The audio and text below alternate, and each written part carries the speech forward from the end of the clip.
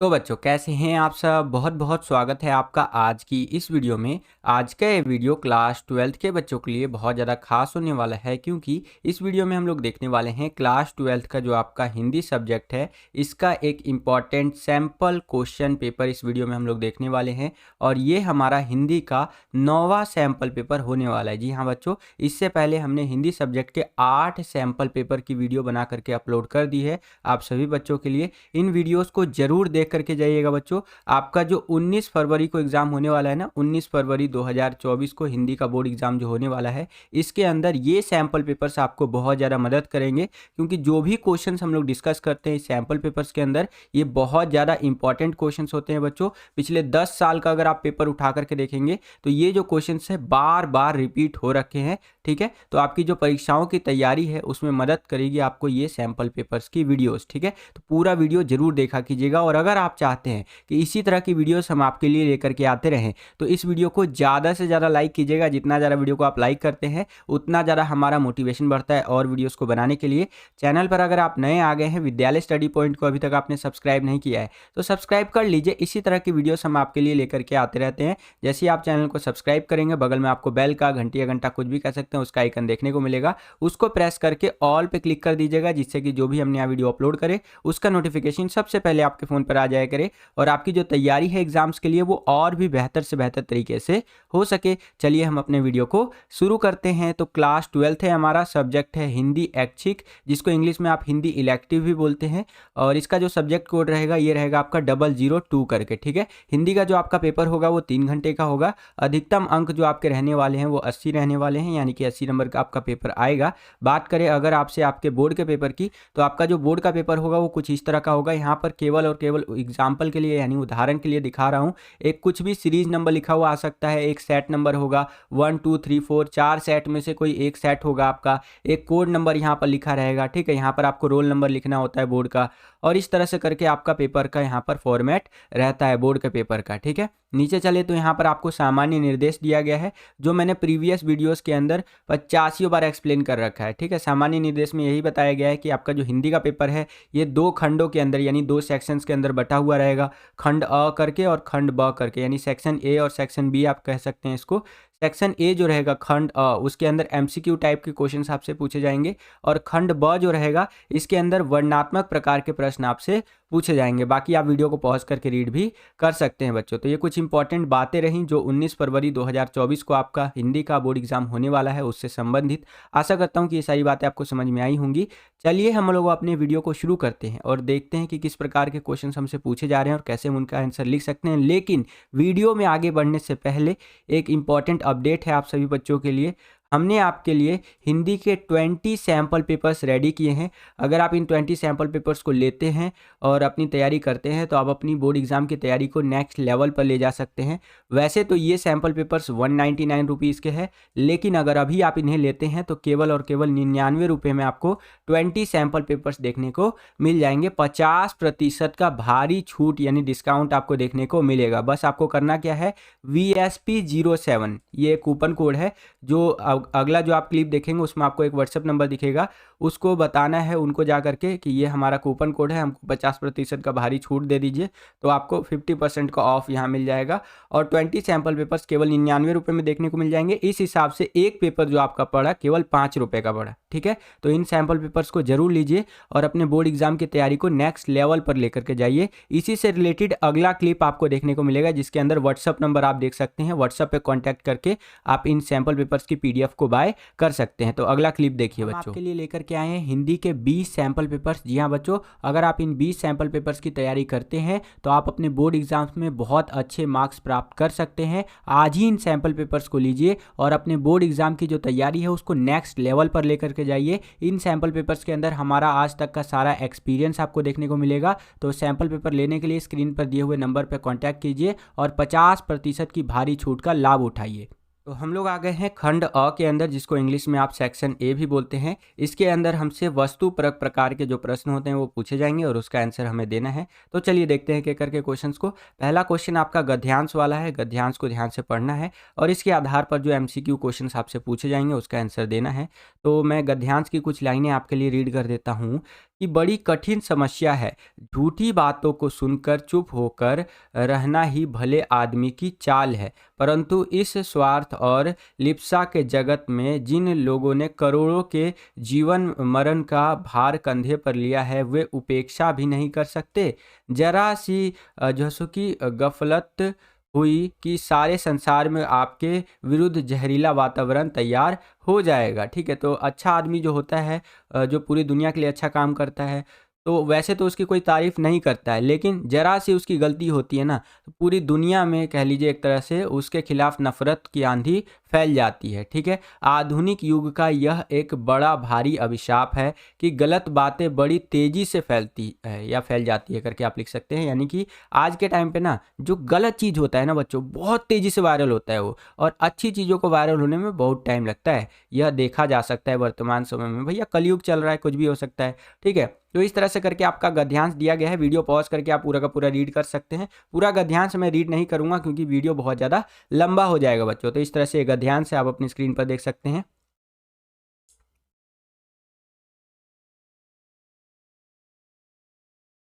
चलिए पहला क्वेश्चन देखिए यहाँ पर क्या पूछ रहा है इस गद्यांश के आधार पर, कि लेखक ने कठिन समस्या किसे माना है। तो जो लेखक है उसने कठिन समस्या माना है अफवाहों के दौर में शांत रहने को। ठीक है, जो अफवाहों का ये जो दौर चल रहा है, इसमें जो शांत रहता है ये बहुत ज़्यादा कठिन समस्या है। ठीक है, तो क वाला विकल्प आपका बिल्कुल सही उत्तर हो जाएगा। जो भी क्वेश्चंस यहाँ पर बन रहे हैं इसी गद्यांश के आधार पर बन रहे हैं, यहाँ पर आप देख सकते हैं, और इसी गद्यांश को पढ़ करके आपको उत्तर देना होगा। ध्यान रखिएगा, आपका पहला जो क्वेश्चन है गद्यांश वाला जो पेपर में आएगा, उसमें आंसर ढूंढना थोड़ा आसान होता है। सेकंड क्वेश्चन के मुकाबले, जो सेकंड क्वेश्चन होता है ना काव्यांश वाला, उसके मुकाबले पहला क्वेश्चन आसान होता है बच्चों। ठीक है, लेकिन इन क्वेश्चंस को पेपर के लास्ट में अटेंड किया कीजिएगा। स्टार्टिंग में ही अगर इन क्वेश्चन को आप अटेंड करने लग जाएंगे तो आपका टाइम बहुत ज़्यादा जाएगा। ठीक है, दूसरा क्वेश्चन देखिए यहाँ पर क्या है, राजनीति अफवाहों के जरिए क्या करवाती है। तो राजनीति जो होती है बच्चों, अफवाहों के जरिए दंगे करवाती है। ख वाला विकल्प आपका बिल्कुल सही उत्तर हो जाएगा। नेक्स्ट क्वेश्चन देखिए, आधुनिक युग का अभिशाप किसे माना गया है। तो आधुनिक युग का अभिशाप जो है वो गलत बातों का प्रचार प्रसार जो होता है ना आज के टाइम पे, इसे ही आधुनिक युग का अभिशाप माना गया है। ओके, चौथा क्वेश्चन देखिए बच्चों यहाँ पर क्या पूछ रहा है कि चुप रहना खतरनाक कब हो जाता है। तो चुप रहना खतरनाक तब हो जाता है जब गलत प्रचार होता है, तब चुप रहना बहुत ज़्यादा खतरनाक हो जाता है। जैसे एक एग्जांपल देता हूँ मैं आपको, आज से आप 3 से 4 साल पहले चले जाइए, जब कोविड का टाइम चल रहा था। उस टाइम पे जब वैक्सीनेशन का प्रोसेस शुरू हुआ था, लोगों को वैक्सीन लगाई जा रही थी, तो अलग अलग तरह के यहाँ पर गलत प्रचार हो रहे थे। कोई कह रहा है भैया वैक्सीन लगाते ही आप मगरमच्छ बन जाएंगे, और एक्चुअल फैक्ट मैं आपको पहले ही बता देता हूँ, ऐसा कुछ भी नहीं था। मैंने भी 2-2 वैक्सीन लगवाई है भैया, आज तक मैं कभी मगरमच्छ नहीं बना हूँ। ठीक है, कोई कह रहा था वैक्सीन लगवाते ही आप जो है और ज़्यादा बीमार हो जाएंगे। मतलब अलग अलग तरह के प्रचार उस टाइम पे गलत चीज़ें फैल रही थी, जिसका ना कोई सिर था ना कोई पैर था। ठीक है, और लोग धड़ल्ले से उसको व्हाट्सएप पे वायरल कर रहे थे, जो कि नहीं करना चाहिए। ठीक है, तो चुप रहना खतरनाक हो जाता है जब गलत प्रचार होता है। ऐसे चीज़ों में चुप नहीं रहना चाहिए, फैक्ट चेक करना चाहिए कोई भी चीज़ का, और उसके रिगार्डिंग लोगों को बताना चाहिए कि भैया ये गलत चीज़ आप प्रचार कर रहे हो इसका, ठीक है, ये सही नहीं है। तो यहाँ पर चुप नहीं रहना चाहिए जब गलत चीज़ों का प्रचार होता है। अगला प्रश्न देखिए यहाँ पर क्या पूछ रहा है हमसे, कि लेखक ने संघर्ष करना आवश्यक क्यों माना है। जो लेखक है हमारे यहाँ पर, उन्होंने संघर्ष करते रहने को आवश्यक क्यों माना है, ताकि जन की हानि से बचने के लिए। जो जन हानि होती है ना, उससे अगर आपको बचना है तो आपको संघर्ष करते रहना पड़ेगा। और संघर्ष तो बहुत ज़रूरी है। अभी आपके बोर्ड एग्जाम आ रहे हैं, आप संघर्ष ही तो कर रहे हो इस वीडियो को देख करके, ताकि आप अपने बोर्ड एग्जाम के अंदर अच्छे नंबर ला सको। ठीक है, तो आपका यह संघर्ष जरूर सफल होगा, हमारी मनोकामनाएं आपके साथ है। ठीक है, चलिए, और बस आप लाइक कर दिया कीजिए वीडियो को। जितना ज़्यादा वीडियो को आप लाइक करते हैं उतना ज़्यादा हमारा यहाँ पर मोटिवेशन बढ़ता है और वीडियोस को बनाने के लिए। ठीक है, तो लाइक ज़्यादा से ज़्यादा कीजिएगा वीडियो को। चैनल पर अगर आप नए आ गए हैं, सब्सक्राइब नहीं किया है चैनल को, तो सब्सक्राइब भी कर लीजिएगा। ओके, यहाँ पर देखिए अगला क्वेश्चन क्या है, कि हमारा सारा साहित्य किसका साहित्यिक है। तो हमारा जो सारा साहित्य है वो आपका यहाँ पर नीति और सच्चाई का साहित्यिक है बच्चों। अगला प्रश्न देखते हैं क्या पूछ रहा है, कि कौन से साधन अब भी दुर्बल है। तो यहाँ पर जो आपका मनुष्य की भलाई को सोचने के जो साधन है ये अभी भी दुर्बल है बच्चों। तो क वाला विकल्प आपका बिल्कुल सही उत्तर हो जाएगा। अगला प्रश्न देखिए, हम किस पर दृढ़ रहते हैं? तो हम जो है बच्चों सच्चाई और भद्रता पर दृढ़ रहते हैं, तो ग वाला विकल्प आपका बिल्कुल सही उत्तर हो जाएगा। अगला क्वेश्चन देखिए, आदान प्रदान में प्रयुक्त समास है? तो आदान और प्रदान, इसके अंदर जो समास है बच्चों ये द्वंद्व समास है। ठीक है, कौन सा समास है? द्वंद्व समास। यहाँ पर देख रहे कैसे बोल रहा है, आदान प्रदान। ठीक है, तो द्वंद्व समास यहाँ हमारा करेक्ट आंसर हो जाएगा। अगला क्वेश्चन देखिए, गद्यांश के लिए सर्वाधिक उपयुक्त शीर्षक होगा? ये जो गद्यांश हमने पढ़ा समझा, तो इसके आधार पर आपको बताना है कि इसके लिए सबसे अच्छा शीर्षक क्या होगा, टाइटल क्या होगा। तो इसके लिए सबसे अच्छा टाइटल होना चाहिए अन्याय का प्रतिकार, तो ये आपका करेक्ट आंसर हो जाएगा। आगे चलते हैं, अब हम लोग आगे हैं दूसरे क्वेश्चन के अंदर। यहाँ पर एक काव्यांश आपको दे दिया है, इस काव्यांश को पढ़ना है और इस पर आधारित प्रश्नों को आपको हल करना है। बेसिकली सही ऑप्शन चूज करके बताना होगा, इसके बेसिस पे जो क्वेश्चन आपसे पूछे जाएंगे। तो ये काव्यांश आप रीड कर सकते हैं। इस तरह से आपका दिया हुआ है कि तिनका तिनका लाकर चिड़िया रचती है आवास नया, इसी तरह से रच जाता है सर्जन का आकाश नया। ठीक है, यहाँ पर आगे बताया गया है कि मानव और दानव में यूं तो भेद नजर नहीं आएगा, एक पोंछता बहते आंसू जी भर एक रुलाएगा। ठीक है, तो इस तरह से काफ़ी इंटरेस्टिंग आपका ये काव्यांश दिया गया है, यहाँ पर आप देख सकते हैं। ठीक है, वीडियो पॉज करके पूरा का पूरा रीड भी आप कर सकते हैं। इसके बेसिस पे देखिए यहाँ पर पहला क्वेश्चन क्या पूछ रहा है हमसे कि चिड़िया अपने आवास का निर्माण किस प्रकार करती है? तो चिड़िया जो अपने आवास का निर्माण करती है वो तिनका तिनका जोड़ करके करती है। आपने देखा भी होगा रियल लाइफ में कि जो चिड़िया अपना घोंसला बनाती है इस तरह से, ठीक है, घोंसला होता है, मैंने घोंसला बोल दिया खैर उसके लिए माफ़ी चाहूँगा। देखिए घोंसला जो बनाती है चिड़िया अपना, वो तिनका तिनका जोड़ करके बनाती है। ठीक है, तो उसी प्रकार से यहाँ क्वेश्चन बन गया था कि चिड़िया अपना आवास जो है वो उसका निर्माण किस प्रकार से करती है? तो तिनका तिनका जोड़ करके, तो घ वाला विकल्प आपका बिल्कुल सही उत्तर हो जाएगा। अगला प्रश्न देखिए, सर्जन का आकाश नया से क्या तात्पर्य है? तो सर्जन का आकाश नया से तात्पर्य है कि नव निर्माण करना, तो ख वाला विकल्प आपका बिल्कुल सही उत्तर हो जाएगा। अगला प्रश्न देखिए, दुखियों के आंसू कौन पोंछता है? तो दुखियों के जो आंसू है बच्चों वो मानव पोंछता है। ठीक है, नेक्स्ट क्वेश्चन, दानव किस प्रकार के कार्य करने वालों को कहा गया है? तो जो दानव कहा गया है बच्चों वो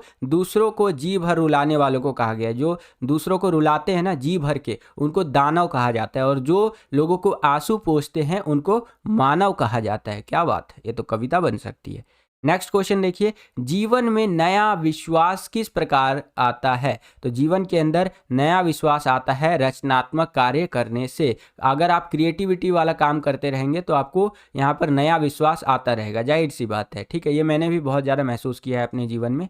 खैर अगला क्वेश्चन देखिए, नाश का मंत्र पढ़ने से क्या तात्पर्य है? तो नाश का मंत्र पढ़ने से तात्पर्य है दूसरों का अहित करना। ठीक है, दूसरों की एक तरह से कह लीजिए बुराई करना या फिर उनका कमी निकालना, उनका नुकसान करना, तो ये नाश का मंत्र पढ़ने के बराबर होता है बच्चों। ओके, तो यहाँ पर ग वाला विकल्प आपका बिल्कुल सही उत्तर हो जाएगा। अगला प्रश्न देखिए, फूल खिलाने का प्रयोग किस संदर्भ में किया गया है? तो फूल खिलाने का जो यहाँ पर प्रयोग है वो प्रत्येक व्यक्ति तक खुशियाँ पहुँचाने के संदर्भ में किया गया है बच्चों। ओके, चलिए अगला प्रश्न देखिए, काव्यांश के आधार पर बताइए कि अत्याचार करने वालों का क्या अंत होता है? तो काव्यांश के आधार पर आप लिख सकते हैं कि अत्याचार करने वालों का अंत होता है एक दिन खुद भी नष्ट हो जाना। जो लोग अत्याचार करते हैं वो भी एक न एक दिन खुद ही नष्ट हो जाते हैं। तो ख वाला विकल्प आपका बिल्कुल सही उत्तर हो जाएगा बच्चों। चलिए अब हम लोग आ गए हैं अभिव्यक्ति और माध्यम, जो आपकी पुस्तक है इस पर आधारित प्रश्नों के अंदर। तो यहाँ पर देखते हैं कि करके तीसरे के पहले में इस तरह से क्वेश्चन पूछा जा रहा है हमसे कि वॉइस ओवर क्या है। ठीक है, तो वॉइस ओवर देखिए बच्चों बिल्कुल सिंपल सा कॉन्सेप्ट होता है। एक वीडियो वगैरह चल रही होती है, उसमें जो पीछे से आवाज़ दी जाती है वो वॉइस ओवर होता है। एग्जाम्पल के लिए ये जो वीडियो आप देख रहे हैं इसमें मेरा चेहरा तो आप देख नहीं रहे हैं, केवल और केवल जो ऊपर टेक्स्ट चल रहा है उसको आप देख पा रहे हैं। ठीक है, और मेरी आवाज़ पीछे से आप सुन पा रहे हैं। तो ये क्या हो रहा है, मैं यहाँ पर वॉइस ओवर दे रहा हूँ इस वीडियो के अंदर। उसी प्रकार से रेडियो पर भी वॉइस ओवर दिया जाता है। ठीक है, जहाँ पर भी श्रव्य माध्यम होता है, जो लोग सुनते हैं, तो वहाँ पर वॉइस ओवर का प्रयोग किया जाता है। आप देख भी सकते हैं इस तरह से है। ये यहाँ पर जो आपका करेक्ट आंसर होगा वो हो जाएगा आपका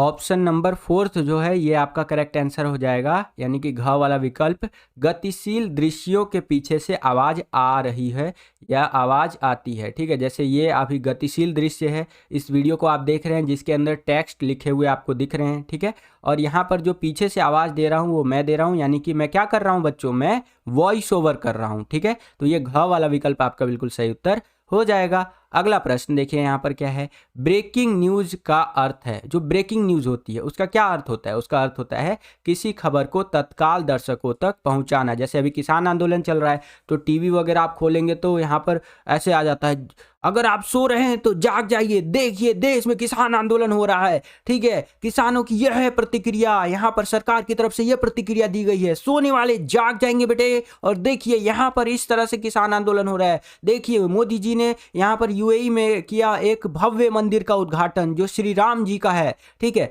तो इस तरह से जो ब्रेकिंग न्यूज होता है उसके अंदर तत्कालिक दर्शकों तक जो खबरें होती हैं उसको पहुंचाया जाता है। तो ग वाला विकल्प आपका बिल्कुल सही उत्तर हो जाएगा बच्चों। अगला प्रश्न देखिए यहाँ पर क्या है। कुछ महत्वपूर्ण लेखक जो अपने खास वैचारिक रुझान के लिए जाने जाते हैं, ऐसे लेखकों की लोकप्रियता को देखकर उन्हें समाचार पत्र के लिए क्या कार्य सौंपा जाता है? तो उन्हें बच्चों समाचार पत्र के लिए जो कार्य सौंपा जाता है उसे नियमित स्तंभ लेखन कहते हैं। कि भैया अगर आपका खास तरह का जो वैचारिक शैली है किसी एक चीज़ को लेकर के है तो आप भैया नियमित रूप से स्तंभ लेखन कीजिए। तो क वाला विकल्प आपका बिल्कुल सही उत्तर हो जाएगा। अगला प्रश्न देखिए यहाँ पर क्या है कि विचारात्मक लेखन नहीं है, इनमें से क्या विचारात्मक लेखन नहीं है? तो समाचार लेखन एक विचारात्मक लेखन यहाँ पर बिल्कुल भी नहीं है। ठीक है, संपादकीय लेखन को कह सकते हैं, विशेष लेखन को कह सकते हैं, स्तंभ लेखन को कह सकते हैं, लेकिन समाचार लेखन को आप नहीं कह सकते। तो ये आपका करेक्ट आंसर हो जाएगा। अगला प्रश्न देखिए, उल्टा पिरामिड शैली के क्रम में शामिल है। तो उल्टा पिरामिड शैली जो होता है इसके क्रम में शामिल होता है इंट्रो, बॉडी और समापन। तो क वाला विकल्प आपका बिल्कुल सही उत्तर हो जाएगा। आज का आपका पहला होमवर्क है, आप मुझे कमेंट करके बताइए कि उल्टा पिरामिड शैली होता क्या है। 85 बार मैंने एक्सप्लेन कर रखा है, वैसे तो आप में से बहुत सारे बच्चों को पता होगा।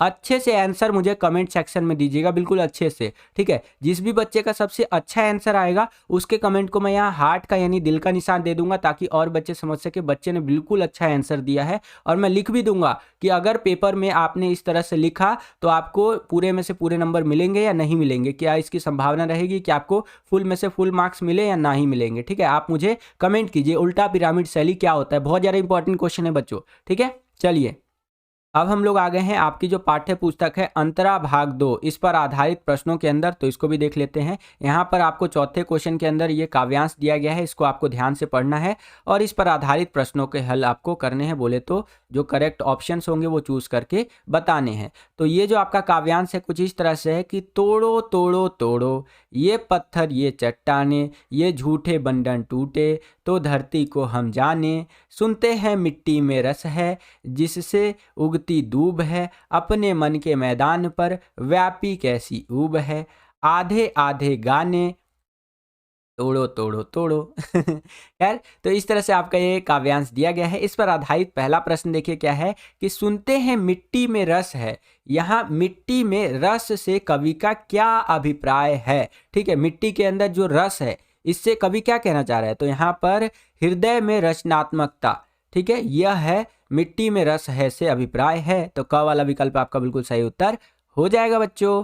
अगला प्रश्न देखिए, मन के मैदान पर व्यापी ऊब का क्या कारण है? तो मन के मैदान पर व्यापी ऊब का कारण है परंपराओं में बंधे होने के कारण, रचनात्मकता का अभाव होने के कारण, नकारात्मक भावों का हावी होने के कारण। तो यहाँ पर उपयुक्त सभी जो है करेक्ट आंसर आपका हो जाएगा बच्चों।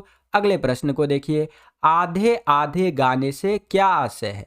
ठीक है, तो इस गाने से आशय है मन में स्पष्ट भावनाओं का सृजन ना होना। जब मन में हमारी स्पष्ट जो भावनाएं होती हैं उसका सृजन नहीं होता है, वो नहीं पूरी तरह से आ पाता है, पूरी तरह से वो भावना, जैसे आप गुस्सा कर रहे हैं तो पूरी तरह से आपको गुस्सा भी नहीं आ रहा है ना, तो इसको आप कह सकते हैं आधे आधे गाने। ठीक है, यहाँ पर इसके अंदर यही बताया गया है इन पंक्तियों के अंदर जो अभी हमने पढ़ा। अगला तोड़ो कविता है। तो तोड़ो कविता जो है उद्बोधन परक कविता है बच्चों। ठीक है, क वाला विकल्प आपका बिल्कुल सही उत्तर हो जाएगा। अगला प्रश्न देखिए, पत्थर एवं चट्टान किसके प्रतीक है? तो पत्थर और जो चट्टान है बच्चों वो संकीर्ण विचारधारा एवं नकारात्मक भावों का प्रतीक है। ओके, चलिए आगे चलते हैं। अब हम लोग आ गए हैं 5वें क्वेश्चन के अंदर। यहाँ पर आपको गद्यांश दे दिया है, इसको पढ़ना है और इस पर आधारित जो प्रश्न आपसे पूछे जाएंगे उसको हल आपको करना है। तो इस तरह से आपका गद्यांश दिया गया है कि ये लोग आधुनिक भारत के नए शरणार्थी हैं जिन्हें औद्योगिकीकरण के झंझावात ने अपने घर जमीन से उखाड़कर हमेशा के लिए निर्वासित कर दिया है। ठीक है, तो औद्योगिकीकरण का जो ये आंधी आया है, इससे लोग अपने घर बार छोड़ करके दूसरी जगह चले जाते हैं और वापस अपने घर पे नहीं आ पाते हैं, तो इन्हें ही आधुनिक भारत के नए शरणार्थी कहा जाता है। ठीक है, प्राकृतिक आपदा के कारण अगर कोई व्यक्ति अपना घर छोड़ करके जाता है तो वापस आ भी सकता है, क्योंकि भैया प्राकृतिक आपदा जैसे बाढ़, भूकंप, सुनामी ये आ गया तो अपना घर छोड़ करके चले जाइए। जब ये सारा प्राकृतिक आपदा टल जाए तो वापस घर पे आ जाइए। लेकिन अगर कहीं फैक्ट्री उक्ट्री बन गया आपके घर के वहाँ पर तो दोबारा थोड़ी ना आ पाएंगे वहाँ पर। तो इस तरह से ये करके गद्यांश दिया गया है। वीडियो पॉज करके आप पूरा का पूरा रीड कर सकते हैं। इस पर आधारित पहला प्रश्न देखिए क्या पूछ रहे हैं हमसे कि प्रस्तुत गद्यांश किस पाठ से अवतरित है, यानी ये जो गद्यांश है ये किस पाठ से लिया गया है, तो वह है भैया जहां कोई वापसी नहीं। तो ख वाला विकल्प आपका बिल्कुल सही उत्तर हो जाएगा। अगला प्रश्न देखिए, आधुनिक भारत के नए शरणार्थी कौन है? तो मैंने आपको बताया आधुनिक भारत के नए शरणार्थी वो लोग हैं जो औद्योगिकीकरण के कारण अपने मूल निवास से विस्थापित लोग हैं। ठीक है, ये आपके आधुनिक भारत के नए शरणार्थी होंगे बच्चों। ठीक है, according to this chapter. Next question देखिए, लेखक किस संस्था की ओर से विस्थापन की समस्या को देखने समझने जाता है? तो यहाँ पर आपका करेक्ट आंसर हो जाएगा लोकायन। ठीक है, नेक्स्ट क्वेश्चन, लेखक कहाँ की यात्रा पर गया था? तो जो लेखक है बच्चों वो सिंगरौली क्षेत्र की यात्रा पर गया था। अगला प्रश्न देखिए, इस पाठ के लेखक का क्या नाम है? तो इस पाठ के लेखक का नाम है बच्चों निर्मल वर्मा जी। ठीक है, आगे चलते हैं। अब हम लोग आगे हैं, आपकी जो पाठ्य पुस्तक है अंतराल भाग 2 उस पर आधारित जो एमसीक्यू क्वेश्चन हमसे पूछे जाएंगे इसके अंदर। तो चलिए देखते हैं। छठे के पहले में यहाँ पर देखिए क्या क्वेश्चन पूछ रहा है कि सूरदास की पोटली किसने चुराई थी? तो सूरदास की जो पोटली थी बच्चों वो भैरव ने चुराई थी। किसने चुराई थी बच्चों? भैरव ने। ठीक है, नेक्स्ट क्वेश्चन देखिए, सूरदास विजय गर्व की तरंग में राख के ढेर को दोनों हाथों से उड़ाने लगा, इसका क्या कारण था? तो इसका कारण था बच्चों कि जीवन मर्म समझने के कारण उसका दुख समाप्त हो गया था। तो ग वाला विकल्प आपको बिल्कुल सही उत्तर हो जाएगा। अगला प्रश्न देखिए, विस्कोहर में लेखक को खेतों, खलिहानों तथा तालाब आदि स्थानों पर किसके दर्शन हो जाते हैं? तो विस्कोहर की माटी ये जो पाठ है इसके अंदर जो विस्कोहर है इसके अंदर खेतों, खलिहानों और तालाब आदि पर यहाँ पर जो दर्शन हो जाते हैं बच्चों वो हो जाते हैं आपके जो सांप होता है ना उसके। ठीक है, तो ख वाला विकल्प आपका बिल्कुल करेक्ट आंसर हो जाएगा। अगला प्रश्न देखिए, इनमें से कौन सा सांप खतरनाक माना जाता था? तो इनमें से जो आपका गेहुअन, घोट, कड़ाच ये जो सांप है ये खतरनाक माने जाते थे। ठीक है, क्योंकि ये बहुत ज़्यादा विषैले होते हैं बच्चों। अगला क्वेश्चन देखिए, बरहा क्या होता है? तो जो बरहा होता है बच्चों आपका वो होता है खेतों की सिंचाई के लिए बनाई गई नाली होती है। क्या होती है बच्चों? खेतों की सिंचाई के लिए ना नाली बनाया जाता है इस तरह से। ठीक है, अब सिंचाई करना क्या होता है, जब आप खेती करेंगे तो उसके अंदर आपको पानी की जरूरत पड़ेगी। पानी की जो जरूरत है वो जो पूरी करेंगे तो उसको सिंचाई करना कहते हैं। ठीक है, कई लोग खेतों की सिंचाई के लिए इस तरह से नाली बना लेते हैं और उस नाली के थ्रू जो है वो पानी आ रहा होता है। ऐसा नहीं कि वो गंदा नाली है जिसके अंदर घर का गंदा पानी जाता है, नहीं, उसके अंदर साफ पानी आता है जिसके थ्रू जो है वो डायरेक्ट खेत में आ सके, इसलिए नाली बनाया जाता है। तो बरहा इन्हीं को कहते हैं। ठीक है, नेक्स्ट क्वेश्चन, नीट वाला मालवा सुख हो जाने का क्या कारण है? तो नीट वाला मालवा जो सुख हो जाने का कारण है वो है पानी का लगातार दोहन करना। ठीक है, क वाला विकल्प आपका जो उत्तर है हो जाएगा यहाँ पर। अगला प्रश्न देखिए, पुराने समय के राजा विक्रमादित्य, भोज, मुंज आदि ने पानी के संरक्षण के लिए क्या किया? तो उन्होंने पानी के संरक्षण के लिए तालाब का निर्माण करवाया, बावड़ियों का निर्माण करवाया, कुओं का निर्माण करवाया। इस हिसाब से आपका उपरोक्त सभी करेक्ट आंसर हो जाएगा बच्चों। आगे चलते हैं। अब हम लोग आ गए हैं खंड ब यानी सेक्शन बी के अंदर, जिसके अंदर वर्णनात्मक प्रकार के प्रश्न हमसे पूछे जाएंगे। इस सेक्शन को करेंगे बच्चों इसी सैंपल पेपर के पार्ट 2 वाली वीडियो में। आज की इस वीडियो के लिए इतना ही। इसका पार्ट 2 वाला वीडियो जब भी आएगा तो उसका लिंक आपको डिस्क्रिप्शन बॉक्स में देखने को मिल जाएगा। इस वीडियो के लिए इतना ही बच्चों। बस बच्चों यही था आज का ये वीडियो। आशा करता हूँ कि आपको ये वीडियो पसंद आया होगा। अगर आपको ये वीडियो पसंद आया तो ज़्यादा से ज़्यादा इस वीडियो को लाइक कीजिए। जितना ज़्यादा वीडियो को आप लाइक करेंगे उतना ज़्यादा हमारा मोटिवेशन मोटिवेशन बढ़ता है और वीडियोस को बनाने के लिए। चैनल पर अगर आप नए आ गए हैं, चैनल को सब्सक्राइब नहीं किया है तो सब्सक्राइब कर लीजिए। इसी तरह की वीडियोस हम आपके लिए लेकर के आते रहते हैं। जैसे आप चैनल को सब्सक्राइब करेंगे, बगल में आपको बेल का, घंटी या घंटा कुछ भी कह सकते हैं, उसका आइकन देखने को मिलेगा। उसको प्रेस करके ऑल पे क्लिक कर दीजिएगा, जिससे कि जो भी हम नया वीडियो अपलोड करें उसका नोटिफिकेशन सबसे पहले आपके फ़ोन पर आ जाया करे और आपकी जो तैयारी है एग्जाम्स के लिए वो और भी बेहतर से बेहतर तरीके से हो सके। साथ ही साथ हमने आपके लिए हिंदी के 20 सैम्पल पेपर्स जो है वो रेडी किए हैं। अगर आप इन 20 सैम्पल पेपर्स को लेते हैं तो आप अपनी तैयारी को नेक्स्ट लेवल पर ले जा सकते हैं, हिंदी के बोर्ड एग्जाम की तैयारी को। ठीक है, सैम्पल पेपर्स को लेने के लिए इस व्हाट्सअप नंबर पे आप कांटेक्ट कर सकते हैं। वैसे तो इनका जो प्राइस है वो 199 रुपीज़ है, लेकिन अगर अभी आप लेते हैं तो आपको 50% का भारी छूट यानी डिस्काउंट देखने को मिलेगा। उसके लिए आपको एक कूपन कोड उनको बताना पड़ेगा, जो कि है VSP07 करके। ये कूपन कोड आप उनको बताएंगे तो इंस्टेंटली आपको 50% का भारी छूट, इंस्टेंट डिस्काउंट देखने को मिल जाएगा। और ये जो सैम्पल पेपर्स है 20 सैम्पल पेपर्स केवल 99 रुपये में आपको देखने को मिल जाएंगे। ठीक है, तो इस हिसाब से एक सैम्पल पेपर आपका पड़ा केवल 5 रुपये का। तो स्क्रीन पर दिख रहा है इस व्हाट्सअप नंबर पर कॉन्टैक्ट कीजिए और आज ही इन सैम्पल पेपर्स को लीजिए और अपनी तैयारी को नेक्स्ट लेवल पर लेकर के जाइए। साथ ही साथ हमने हिंदी के 8 सैम्पल पेपर की वीडियो ऑलरेडी बना रखी है, उनको भी आप देख सकते हैं। 1 शॉट की वीडियो बना दी है, वो भी आप देख सकते हैं। अंतराल, ठीक है, आरोह, भाग 2, इन सब की वीडियो अवेलेबल है चैनल पे। हमने अभी कुछ दिनों में ही डाली है, आप जाकर के देख सकते हैं। प्लेलिस्ट भी बना दिया है अलग से। अभिव्यक्ति और माध्यम वाली जो आपकी पुस्तक है उसके इंपॉर्टेंट क्वेश्चंस की वीडियो बना दी गई है, पार्ट 1 और पार्ट 2 करके आपको देखने को मिल जाएगा। MCQ क्वेश्चंस जो है हमने उनकी वीडियो बना दी है, अभिव्यक्ति माध्यम वाले की और अंतराल वाले की जो आ रही है। साथ ही साथ जो आपका टॉपर आंसर शीट की वीडियो है वो भी अपलोड कर दी गई है, कि आप देख सकते हैं कि टॉपर्स कैसे लिखते हैं। तो ये कंटेंट भी आप जाकर के देख सकते हैं अपने एग्जाम्स की तैयारी को और बेहतर बनाने के लिए। आज की इस वीडियो के लिए इतना ही, मिलता हूँ आपसे अगली और एक्साइटिंग वीडियो में। तब तक के लिए खुश रहिए, खुश रखिए सभी को। जय हिंद, वंदे मातरम।